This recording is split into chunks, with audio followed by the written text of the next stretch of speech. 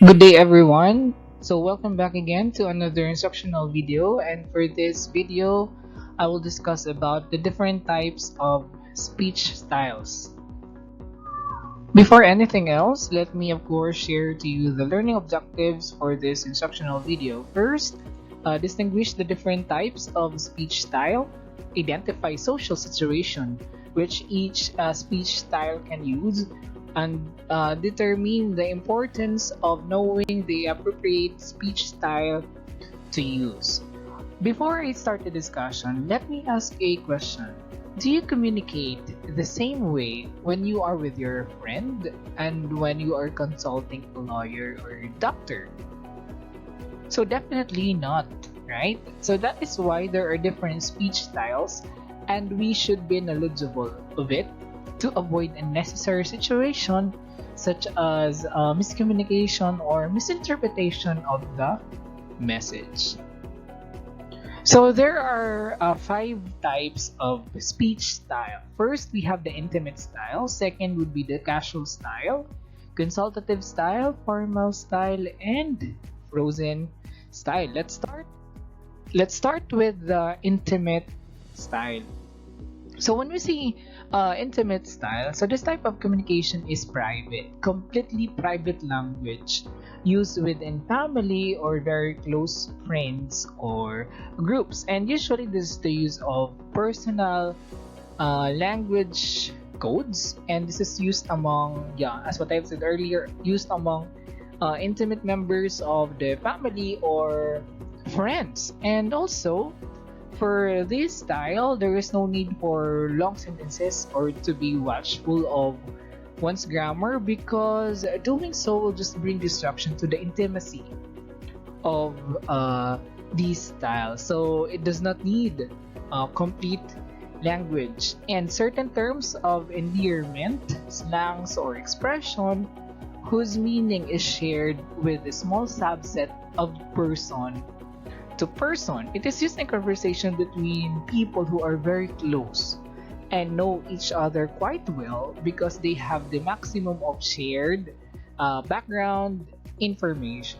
And this style is so abbreviated and uses minimal verbal communication. So here are some examples. Couple talking about their future plans, family sharing ideas, very close friends sharing secrets. From the examples here, one thing is for sure. When you are using this style, you are communicating with someone significant to you. So someone who is very close to you. So that is why there is intimacy of this style when you are communicating with your with that person. Next would be the casual style. So casual style, this is common among peers and friends, and usually the languages used here are jargon, slang, street language, could be gay language or vulgar words.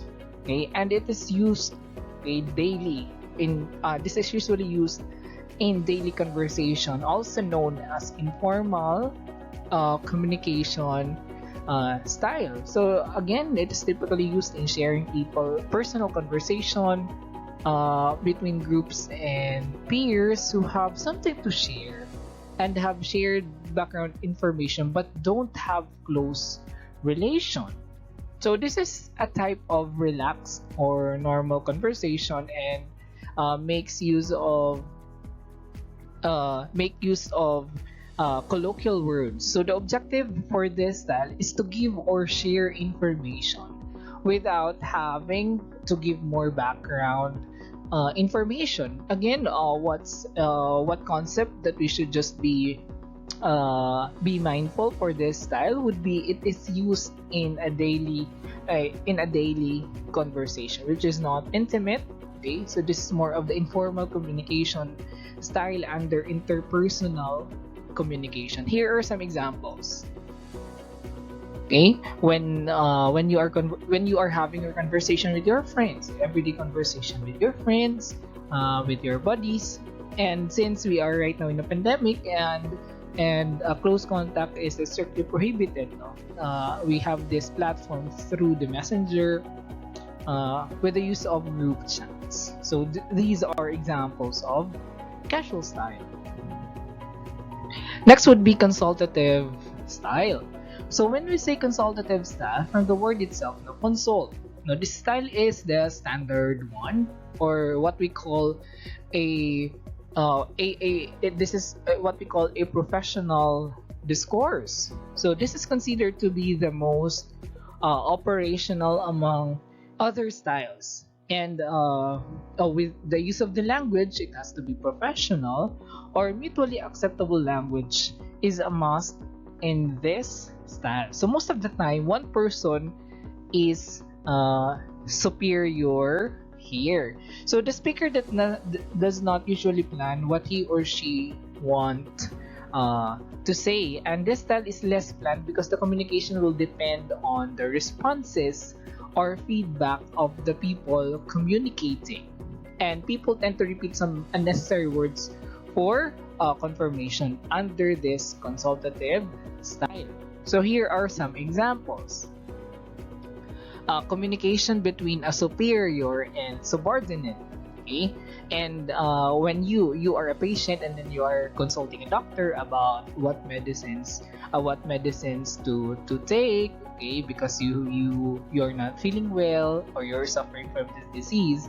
Now you are consulting a doctor, so that would be an example of consultative style. And when you wanted to seek for a lawyer because you wanted to know the due process on, or the you wanted to know the rightful way of doing these things in pertaining to laws. Now you have to consult with a lawyer, so there will be a communication between the lawyer and the client, so that would fall under consultative style.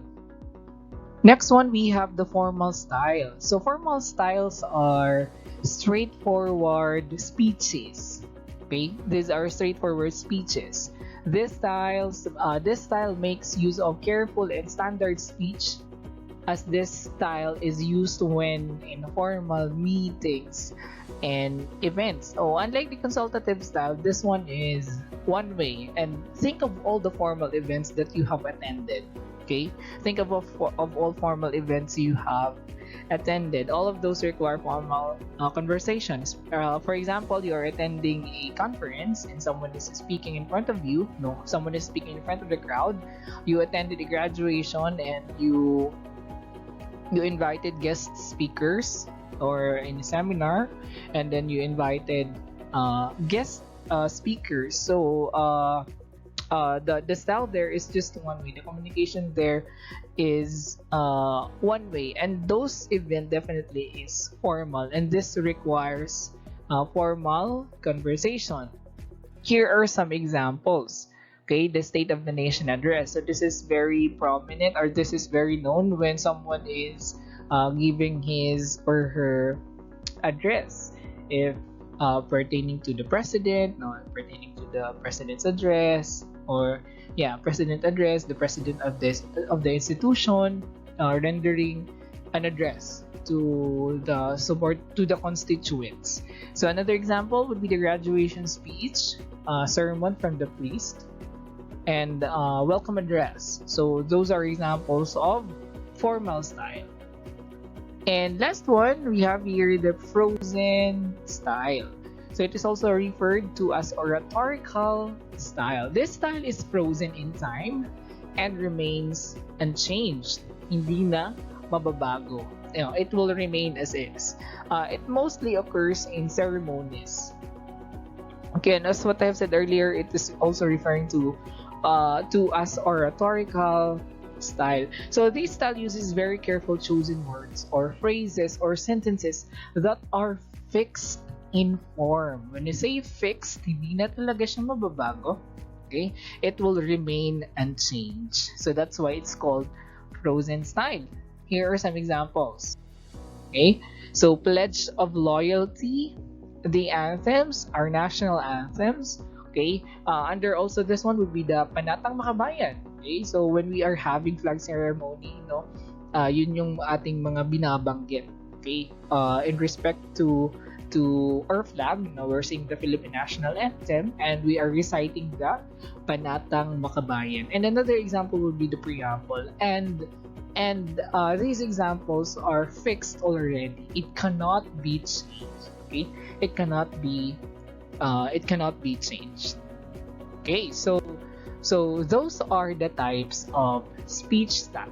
So intimate style, casual style, consultative style, formal style, and frozen style. So these are the speeches or the speech styles that we have. We cannot say that we are only limited to one style, for we have different contexts of conversation in our daily living. So since as an individual, no, part of our responsibility or yung lagi nating ginagawa is to communicate to others. But we also have to be mindful if we have to be intimate, if we have to be casual, if we have to be consultative, if we have to be formal.